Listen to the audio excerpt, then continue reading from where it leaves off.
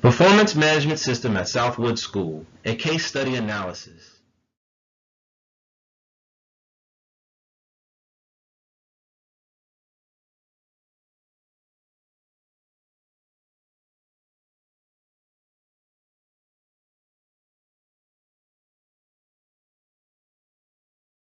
This presentation is presented by Team 2, which includes Brianna Chavez, Terrence Hendricks, Carolyn McCoy, and Monica Rivera Cadiz.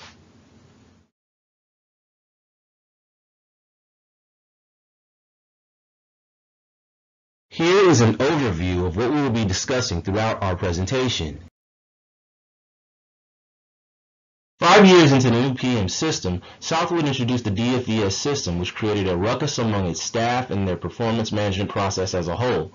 The system was found to be ineffective at addressing key concerns in the organization, leading to poor performance and high employee turnover that is costing Southwood over £1 million every year. The school was not structured, staffed, and trained properly to implement the DFES system. Thus, a new HR manager was hired and replaced DFES with a new system. However, gaps emanating from the new system presented a few challenges that Southwood hired a consulting team, Team 2 HR Analytics, to evaluate and analyze the case as presented in the following presentation. Southwood School is a public school in the UK with more than 800 students and 120 employees, 80 of which were teachers and the rest of the 40 were support staff. The school has been around nearly 40 years. Initially, the school had no HR personnel and used a performance management system specifically designed for teachers. The PM system was developed by the British Development for Education and Skills. At the time, a specialized PM system for support staff was not perceived to be priority. Thus, the DFES PM system for teachers was also applied to evaluate the support staff's performance progress. All in all, the main culprit of why the old PM system failed was contextual incongruence. It was a measure of performance standard designed for the teachers and not for the support staff, who were very unhappy with the system because it didn't align with them. In our text, Arthur again has cited 15 different characteristics of the ideal performance management system, and one of those 15 characteristics is contextual congruence, meaning the system must be in agreement with the organization's culture to align its employees and staff units with their goals and objectives. Further, it is suggested that for any performance management system to succeed, the system must be well structured and properly staffed by well-trained employees. By all merits, Southwood already failed to meet this aspect of an ideal PM system. As illustrated in the DFES system's list of requirements, support staff were evaluated using the same scorecards to evaluate the teachers. They were required to agree to 3 to 6 performance objectives for the coming year. For example, pupils' progress, ways of developing and improving teachers' professional practice, meeting school developmental goals, undergo at least one classroom observation annually, conduct a formal performance review focused on the identified performance objectives. 1. Review, discussion, and confirmation of teachers' essential tasks. 2. Identification of employee strengths and achievements. 3. Identification of developmental areas and action plans on how they will be met. 4. Agreement to future performance objectives and action plan for the coming year. Clearly there is dissonance here. It's just like you can't introduce a medical-based PM system in an education institution. This is what's creating a lot of confusion and frustration in the old DFES PM system that eventually generated conflict between the teachers and support staff. There is no contextual congruence. Teachers have very little knowledge or understanding about the support staff's job, and vice versa. Support staff were unsure of how to meet these expectations. They were confused and were unhappy to take part in a process that did not resonate with their job. In effect, this conflict resulted in poor performance and high employee turnover, which called for an immediate change in the system.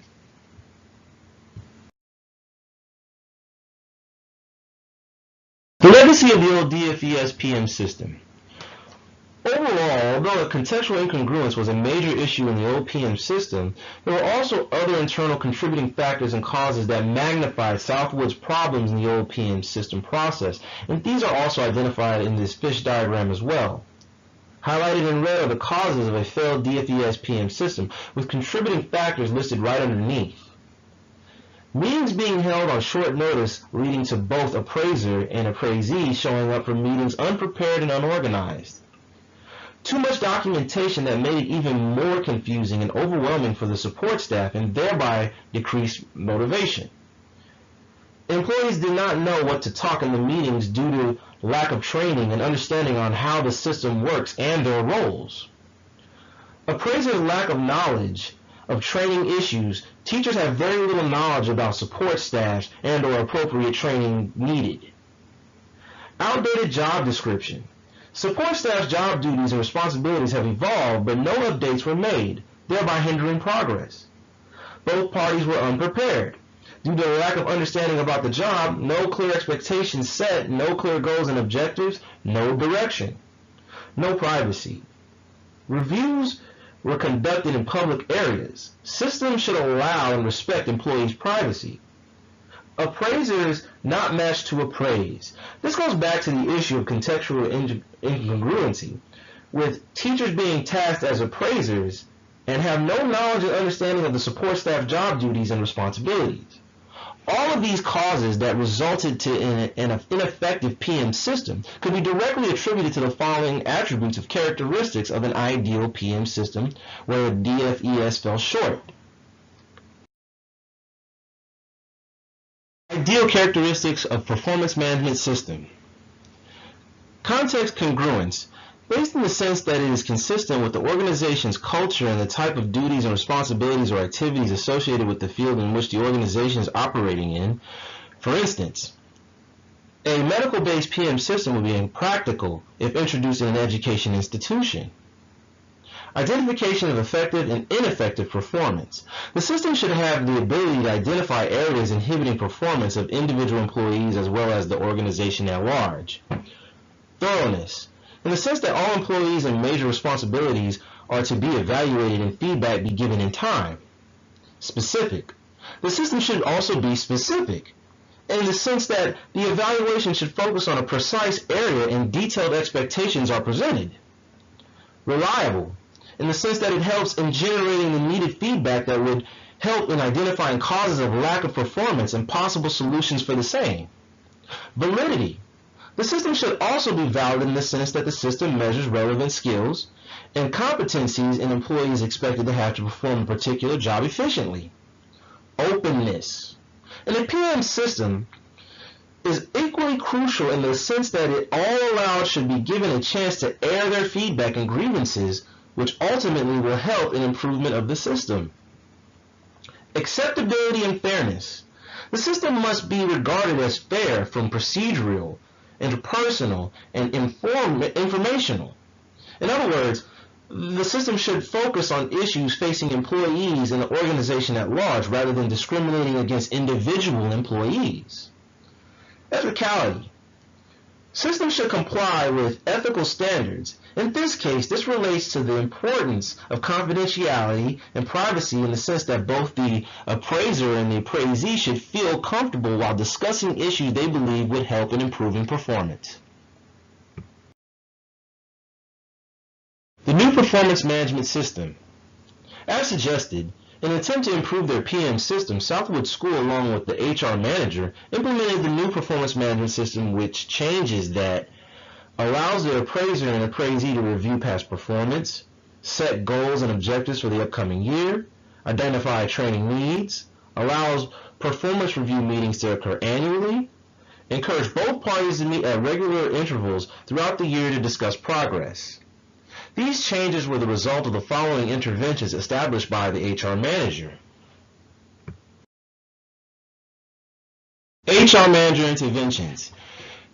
Introduced adequate awareness, which helped in minimizing chances of confusion and conflict between the appraisees and the appraiser. This was done through first doing an initial training on what the new performance management system entailed, as well as the employees being given a chance before meeting their appraiser to fill up a pre-meeting document through which they highlighted some of the areas they would wish to be focused on during the discussion and when. Review of jobs was done annually in order to reduce the chances of ambiguity during the appraisal meetings. Too much documentation. The new system was also able to solve the issue of too much documentation, which would result in confusion between the appraisee and the appraiser. More importantly, the new documentation was simplified in terms of the language and jargon to be used.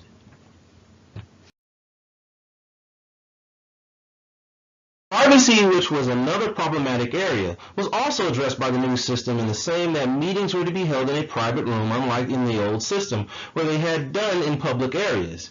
This helped in increasing the amount of feedback the appraisers were to receive from the appraisee. Matching and scheduling of the appraisers and to the appraisees. This helped in matching an employee to the most qualified person to appraise them, something that was problematic in the old system.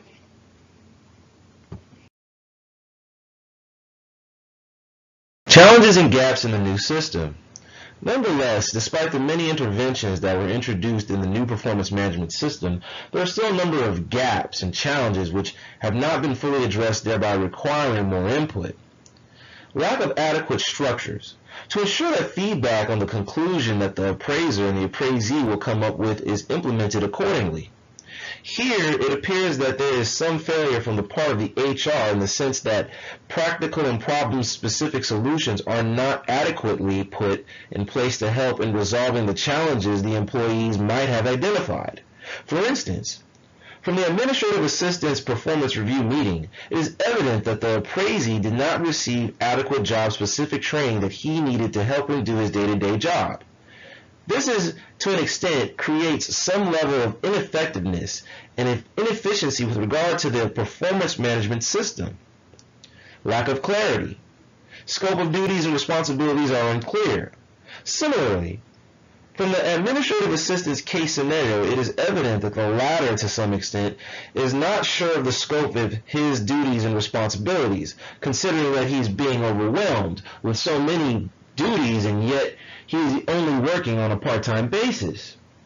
He is overworked, which is affecting his performance.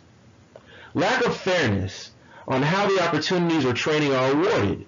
Likewise, the administrative assistant was denied training opportunities based on his mode of employment. Thus, the review of job description, intervention, and awarding of training opportunities must be adjusted to help improve the performance of employees. So the specific recommendation interventions that we came up with are the HR should develop structures that ensure suggestions for performance improvement and training are communicated and implemented. They should also introduce and initiate training programs for both the full-time and part-time employees. And they should also ensure that not only is the job review done annually, but also create structures that facilitates duties and responsibilities to be assigned fairly without overworking only a few. So we'll go back to the first one. This applies mainly to employees receiving job-related training depending on the kind of duties and responsibilities is expected to perform. The opportunities for training should be developed to focus on essential skills that will help them perform their duties and responsibilities even better. However, although the PM system has introduced some training programs for its employees, it appears that the training is not necessarily and specifically helping employees in improving performance. So the training programs for the full-time and part-time employees, right now the PM system seems to be discriminating against the part-time employees in terms of opportunities for development and training. For every employee to perform their duties the correct way, it is important for the opportunities for career development to be given fairly. To ensure that it's done annually and also create structures that facilitate duties and responsibilities. This helps in a particular job. Arguably, overworking of a few employees creates disgruntled and ultimately inefficiency and poor performance. So our recommended plan to improve the new PM system is to first refocus the objectives on some of the persisting issues in the process and design a system with it, which measurable outputs appropriate for all staff members, focusing on continuing training with follow-up protocol, properly matches appraiser and appraisees, and with two-way communication. To achieve all these objectives, we recommend the use of the Pareto principle, a strategy commonly referred to as the 80-20 rule, meaning 80% of the problems are caused by 20% of the causes, an idea which can help in identifying and solving the problems associated with the Southwood School's new PM system. So as shown, these Pareto charts list the following problems, which are confusing, lack of training, outdated job, appraisee problem, short notice meetings, appraiser problem, public reviews, and preparation. And the top 3 attributes are confusing, lack of training, and outdated job description, contributed to 72% of the organization's frustration. So even though the new PM system addressed all of the concerns listed in the Pareto, prioritizing resources is very helpful in achieving quick results. The Pareto allows management to focus on the vital few that are creating the problems and strategically divide their action plans to resolve it, just as what they need now to continue to monitor performance progress of the organization. So here are action plans for our recommended improvements. The first one is to consider evaluation and appraisal meetings to be made more regularly and make it part of the institution's culture. Performance can easily be sustained if there's frequent monitoring and opportunities for development. The meetings should also be scheduled at least 3 times a year instead of annually. This will facilitate the appraiser and appraisee to develop short-term goals and objectives, as well as promote frequent feedback that will help in identifying problematic areas in the time. The HR manager also needs to introduce mentorship programs in the new PM system. This can be done in such a way that the appraisers, who in this case are more experienced in a particular area of work, will also be performing the role of mentorship and coaching the employees by giving them some of the short-term solutions they can use to help improve their performance. A feedback system can also be automated to enhance frequent sharing of ideas between the appraiser and appraisees, as well as with management. Additionally, Southwood should create incentive programs for those employees who have met their goals and exceeded in terms of the performance. Rewarding of employees is a crucial part for any performance management system, as it is motivating and it helps employees know that their efforts are contributing to the growth and development of the organization.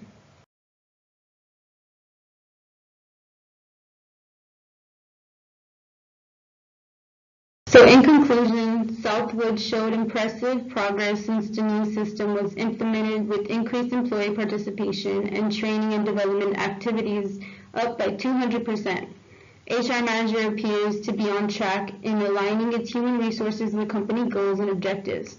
However, as cited in our text, there is no one-size-fits-all approach to designing a new performance management system. Thus, it is imperative that Southwood continues to monitor their PM system.